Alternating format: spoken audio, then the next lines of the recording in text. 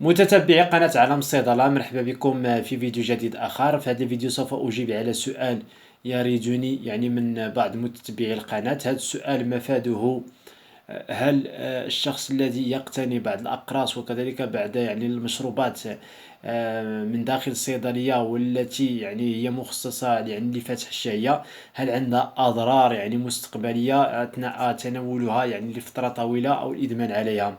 بطبيعة الحال الجواب سوف يكون على الشكل التالي: اقتناء تلك الأدوية الأقراص وكذلك المشروبات التي تعتبر من فاتح الشهية، رغم أنها ليست كذلك، وقد ذكرت هذا في فيديوهات سابقة على أنها مضادات للهستامين، بطبيعة الحال سوف تشكل على خطر على صحة الإنسان. من بين الأضرار التي تسببها أن الشخص لا يمكنه تناول أي غذاء إلا بحضور تلك الأقراص وتلك المشروبات.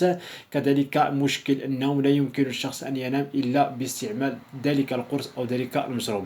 إذا دائما في فيديوهات سابقة كنت أنصح بعدم استعمال تلك الأقراص، لأنها ليست مفتح شهية، ولكن هي مضادات للهستامين، والإدمان على مضادات للهستامين عندها واحد الآثار وخيمة على صحة الإنسان. نتمنى تكونوا استفدتوا في هذا الفيديو. لا استفدتوا، دعمونا بلايك أو اشتراك. إلى فيديو جديد آخر، وإلى اللقاء.